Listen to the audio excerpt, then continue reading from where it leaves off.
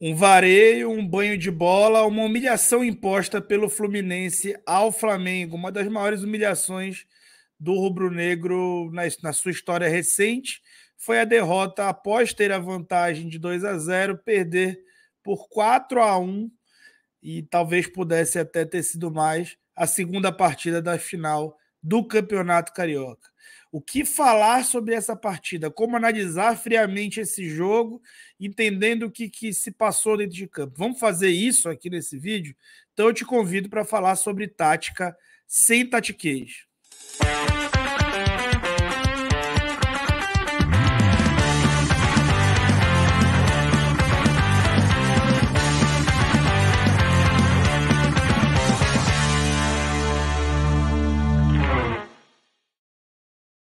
Falando em análise tática e de desempenho, eu tenho um convite para fazer para você. A comunidade Mestres da Análise, que é presidida pelo Rafa Scout, que é o professor que atua, né, com atletas e tem realmente muita capilaridade aí no mercado do futebol, está com uma baita promoção para os inscritos do canal do Falso 9. O curso Explorando o Jogo, que é o curso introdutório da análise de desempenho, que vai começar a te dar uma profissão, vai te dar um caminho para você seguir os seus estudos de forma autônoma ou em outros cursos, dentro do próprio canal, está te oferecendo uma promoção de um desconto absurdo. O curso, que é R$ 497, vai sair por R$ 97, você clicando no link que está aqui na descrição desse vídeo. Então não perde essa promoção, não perde a oportunidade de conquistar uma nova profissão, né? E aprender a analisar, fazer suas próprias análises aí, para poder meter o pau no Vitor Pereira, elogiar o Fernando Diniz, para poder também analisar o próximo técnico do Flamengo, por exemplo. Bom, vamos falar desse jogo, né? Eu queria primeiro trazer para vocês um contexto de coisas que eu tenho dito nos últimos dias, né? O Vitor Pereira costumava, até esse jogo, atirar bastante o Fluminense da zona de conforto dele. Vejam como o Fluminense tem esse jogo específico de quadrante, de jogar realmente com muita proximidade entre os jogadores, mas nos jogos contra o Flamengo, último jogo contra o Flamengo, tinha feito um jogo muito mais posicionado, de mais amplitude, jogadores mais espalhados, para tentar fugir da marcação que o Flamengo impunha a ele, né, desde a sua saída, que obrigava o Fluminense a se organizar ali um pouco, espelhando o Flamengo, e fazia com que o Fluminense saísse das suas características. O Fluminense geralmente ataca em todos os seus jogos muito mais pelo lado direito, contra o Flamengo nos outros jogos não foi diferente. Porém, nesse jogo, tudo foi diferente. E sobre isso a gente precisa falar aqui. Bom, a escalação anterior dos times está aqui e foram algumas mudanças em cada time, né? No Flamengo, o Matheus França sai para a entrada do Gabigol, que tem algumas implicações que vão ser mencionadas aqui nesse vídeo. E no Fluminense, o Martinelli lesionado e o David Braz também ali, meio lesionado, meio fora do time, mudam e saem aí para dar entrada ao Marcelo, que fez uma baita partida, né? Craque aí, Real Madrid e Fluminense. E a entrada do Marcelo desloca o Alexander para uma função que é a função dele, né? De origem, que é uma função no meio de campo, e faz o que o André, que joga geralmente mais à esquerda do meio de campo, passasse a jogar mais à direita. Mas não foram só essas as mudanças, né? Aqui eu vou passar o primeiro vídeo para vocês terem, só para vocês entenderem um ponto que eu quero falar. Aos 9 minutos de jogo, olha o que aconteceu. O Flamengo estava preparado para marcar alto, tentando sufocar alto o Fluminense, que é o que fez o Flamengo ter essa superioridade no jogo anterior contra o próprio Tricolor. E aí o Fábio fez o quê? Quebrou a bola, deu o chutão, foi para o chutão aos 9 minutos do primeiro tempo. Por que eu separei esse lance? Né? Parece um lance besta, é um chutão. De fato, até é um lance besta, mas ele diz o quanto o Diniz preparou um plano para esse jogo, que era o quê? Já que a marcação alta do Flamengo agressiva incomodava tanto, então ele ia assaltar essa marcação alta quando fosse necessário e tentar colocar essa bola para uma disputa para que ele pudesse fazer o jogo dele por quadrante, né? O tal do jogo do quadrante, que é o que que é o que ele usa bastante aí. O que a gente tinha, né? A organização ofensiva do Fluminense acontecia dessa forma. E aí uma grande diferença também com relação aos outros jogos. O Arias, que ficava atacando pelo lado direito, começou a espelhar as costas do Gabigol. Então, o Gabigol, como fazia um trabalho mais alinhado ao Pedro e não um trabalho de ponta propriamente dito ou de meia, como o Matheus França fazia, e aí o Flamengo entrou para marcar com um 5-3-2, onde o Cebolinha compunha a linha de meio, junto com o Thiago Maia e o Gerson, de organização defensiva, e o Gabriel mais avançado junto ao Pedro. O Arias, então, passou a fazer um trabalho tentando espelhar as costas do Gabriel e o Marcelo fixando ali o Varela. Então, o tempo inteiro, o Fluminense estava levando vantagem por esse setor e conseguindo fazer o jogo dele por quadrante. Eu vou mostrar alguns vídeos para vocês que vão demonstrar isso aí. Ó, aqui, o Fluminense faz uma marcação e vejam como o Varela salta, faz uma organização ofensiva e bem aqui a gente vê o Varela, né, fora da linha de 5, saltando no Marcelo, porque o Marcelo estava sem esse encaixe que anteriormente era do Matheus França. Nesse jogo deveria ser do Gabigol, só que o plano de jogo do Vitor Pereira colocou o Gabigol para fazer uma marcação mais alinhada ao Pedro, e ao fazer esse trabalho defensivo mais alinhado ao Pedro, ele acabou ficando com menos função, o Flamengo com um homem a menos no momento defensivo, e aí a necessidade de saltar com o Varela é legal, isso é um movimento legal, só que desde que você não esteja com gente sobrando ou mal posicionada na marcação do homem da bola, né? E esses homens da bola ali, Alexander, André, até o Felipe Melo, que tem uma ótima saída de bola, ficaram muito tempo com uma certa tranquilidade para sair jogando. Gente, se vocês estiverem com pressa, mete no vezes 2 aí, porque esse vídeo vai demorar. Tá? Aqui a gente vê o lance prosseguindo, né? O Gabriel saindo, o Gerson saltando, né? E o buraco ficando, com o Varela ficando aqui com 2 e o Arias aqui gerando uma superioridade no setor. Do outro lado, quem era responsável por atacar aqui de espaço seria o Guga quando o time precisasse. E assim o Fluminense foi gerando esse movimento de empurrar o Flamengo contra as próprias cordas. Movimento este que não foi criando grandes chances de gol ao Fluminense. O Fluminense acabava jogando essa bola dentro da área muitas vezes, né, ao longo da partida. E aí o Fluminense continuava trocando passe. Veja como a bola vai ser lançada ao Marcelo ou ao Varela. O Varela sai da linha de defesa e vai até o Marcelo, que devolve a bola enquanto outro jogador faz o posicionamento. Vejam aqui esse lance, como é interessante. O Marcelo devolve a bola, vejam como o André vai se projetar, e aí o Varela volta, né? E aqui, enquanto aqui os jogadores do Fluminense na saída de bola continuam trocando passe, e Gabigol e Pedro fazem só uma sombra. O Varela acaba sendo o cara que vai saltar, vai sair e vai entrar na linha várias vezes. O que eu não sei se é a coordenação mais adequada, mas foi o planejado para esse jogo, tá? Aparentemente planejado para esse jogo. E o Fluminense, muito pacientemente, com muitas dinâmicas de entradas e saídas dos jogadores de dentro do bloco, consegue fazer um passe desse do lado do Pedro, entrar por dentro. E aí vejam o que vai acontecer nesse lance. A bola entra entre. A bola é colocada entre Varela e Fabrício Bruno, porque o Varela está nas distrações dele aqui, distrações que eu digo, distrações justificadas, né? Concentrado aqui no Alexander, que nesse momento cai pela ponta esquerda. O Fabrício está ali cobrindo, né, esse corredor lateral, e aí a bola entra entre eles. Essa bola entrou aí várias vezes ao longo do primeiro tempo e o Fluminense forçou demais o jogo ali. Eu tinha até o mapa de calor para mostrar para vocês, que eu tirei no final do primeiro tempo, o Fluminense praticamente só jogando por ali, né? E ali o Fluminense vinha criando suas principais chances. Aí, gente, rolou a parada técnica. Quando rolou a parada técnica, que aconteceu? E aí, quando rola a parada técnica, o Vitor Pereira inverte Cebolinha e Gabigol de posição, o que faz com que o Arias volte para o lado direito e comece a receber bolas longas. E aí, vamos ver o que acontece ali para o Fluminense abrir o placar. Né? O Flamengo, com superioridade numérica no setor, recupera a bola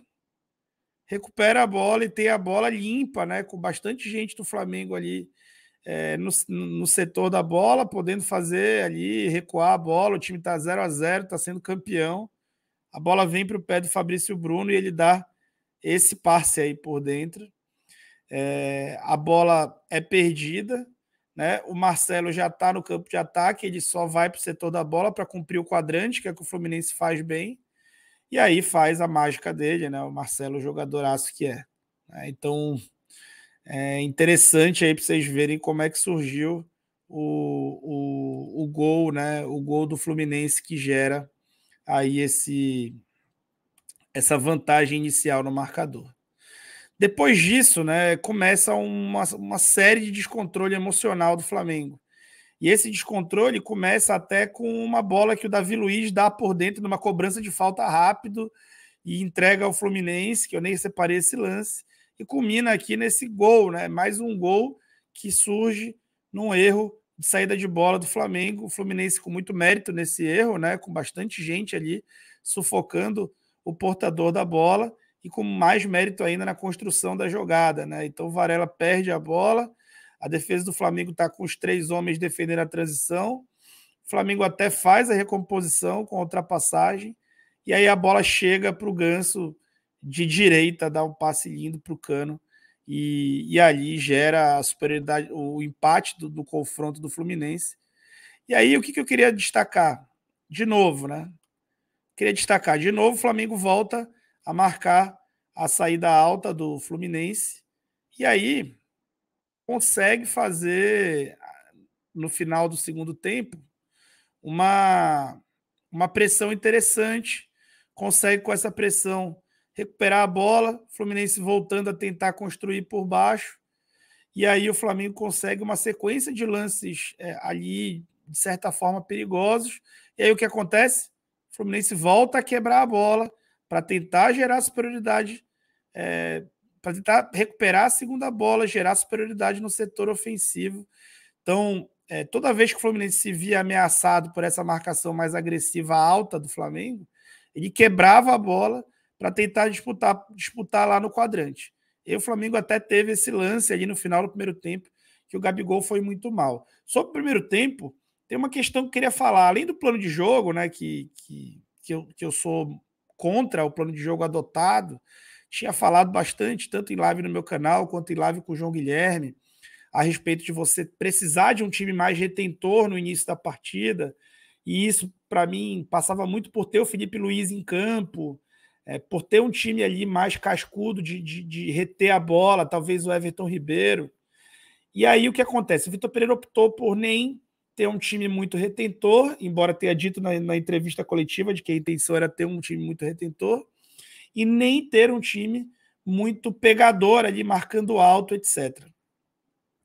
E aí, o Fluminense, como eu mostrei para vocês, explorou bastante isso. Um outro ponto, além da parte emocional depois do empate, é que a superioridade territorial que o Fluminense foi conquistando, embora ela não tenha se tornado chances de gol até o gol do Marcelo, a superioridade territorial que o Fluminense foi demonstrando, ela foi empurrando o Flamengo para trás do seu gol, tirando a confiança do Flamengo, minando o emocional do Flamengo, fazendo o Flamengo cobrar aqueles tiros de meta, o Flamengo cobrando os tiros de meta com uma marcação alta do Fluminense.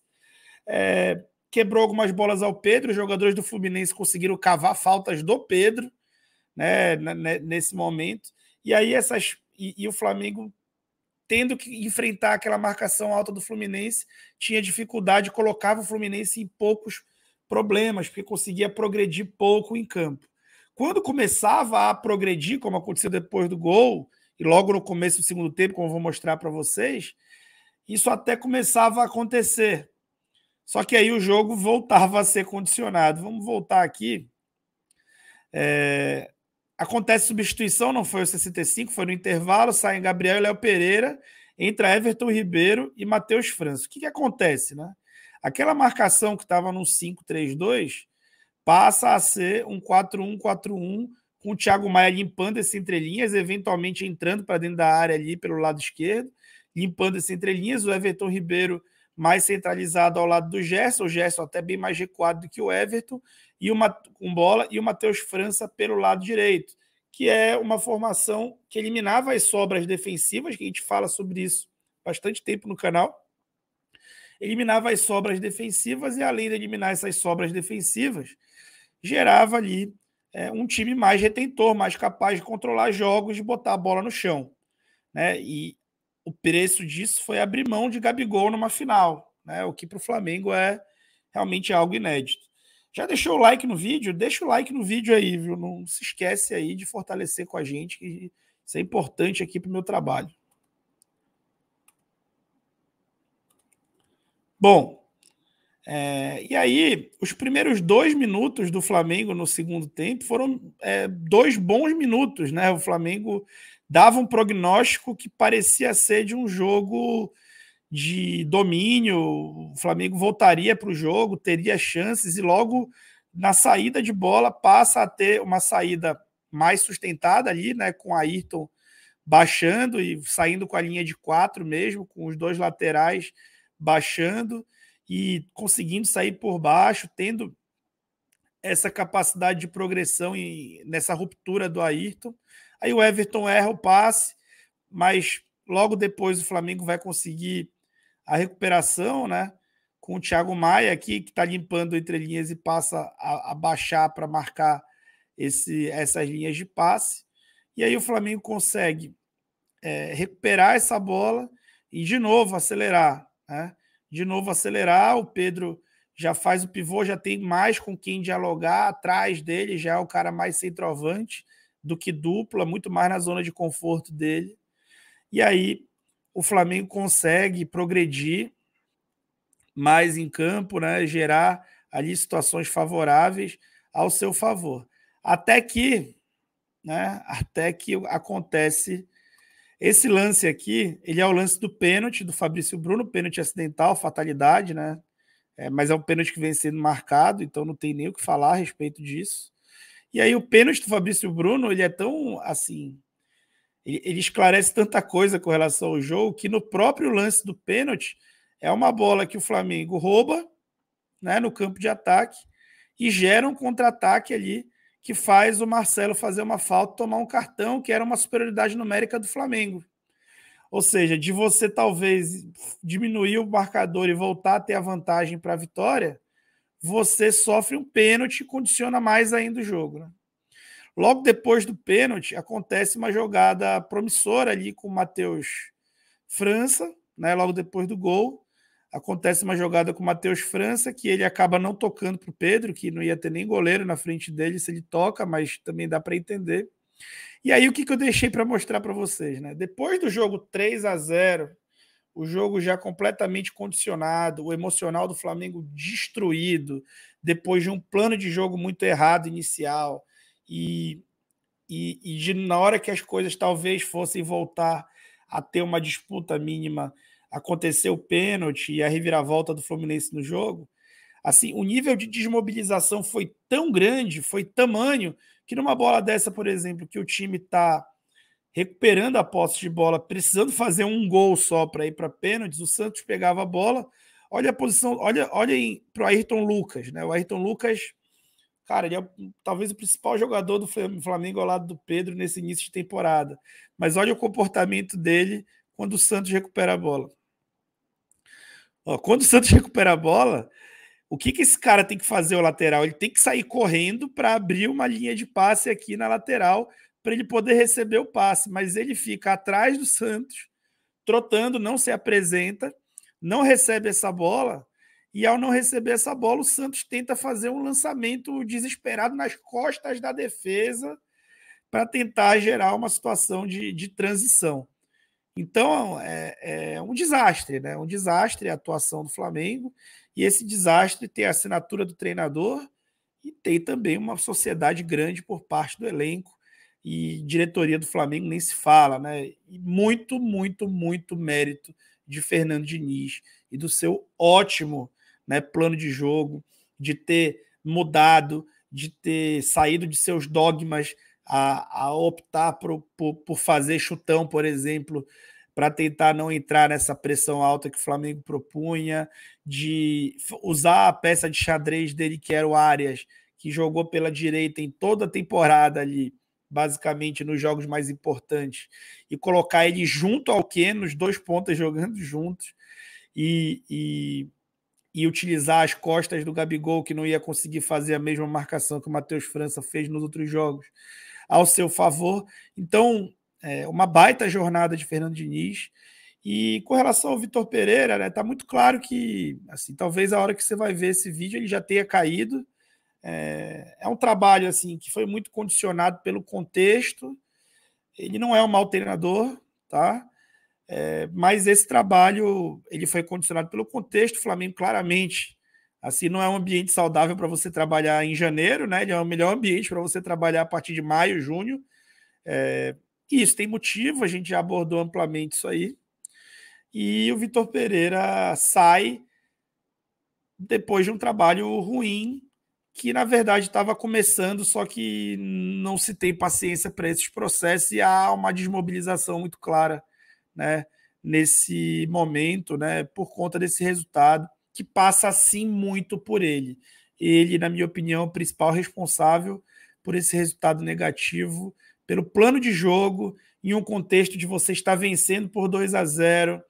E aí, se ele escalou o Gabigol por uma questão de ambiente, porra, logo agora ele já tinha tido as indisposições, logo agora ele ia começar com o cara, coloca no segundo tempo, coloca em outro contexto, não leva a desvantagem, né? E aí o Flamengo afrouxou na sua marcação, criou uma dinâmica com o Varela para tentar recompor essa dinâmica, fez o Fluminense o punir por ali. Depois o Fluminense encontrou seus gols com muito mérito, e todas as vezes que o Flamengo ressurgia no jogo, acontecia algo, condicionava a partida novamente. Eu tentava ressurgir até que o time se desmobilizou completamente, a ponto de o Ayrton fazer o gol no final, e esse gol ser nem comemorado, nem voltar rápido para o meio para tentar uma última jogada. Então, um desastre para o Flamengo, um grandíssimo vexame diante de um dos seus grandes rivais. Uma partida para lavar a alma de qualquer torcedor tricolor que tem motivo para ter muito orgulho do seu treinador, que é um trabalho de um ano, não por acaso, né? Tem esse momento apoteótico. É um trabalho que já passou por vários momentos de instabilidade e de um treinador que já foi tirado por muitos por ser burro ou ser ruim, e já há muito tempo apresenta trabalhos consistentes, né? Então, importante falar o quanto esse tempo de trabalho e essa paciência geram esse nível de performance que o Fluminense está. E o Fluminense está com um nível de performance tão alto que é possível que ele dispute títulos maiores contra times muito mais ricos, como é o caso do Flamengo, como é o caso do Palmeiras, como é o caso do Atlético. É capaz que o Fluminense seja capaz de disputar com eles títulos mais importantes, graças a esse grande trabalho de Fernando Diniz, tá bom? Lembrando a você que você tem aí um desconto de quase 70%, 80% no curso Explorando o Jogo. Vai lá no Explorando o Jogo e aproveita essa promoção clicando no link na descrição do vídeo. E é isso, vamos esperar quem é o novo técnico do Flamengo para fazer uma análise sobre ele também. Beleza? Fui!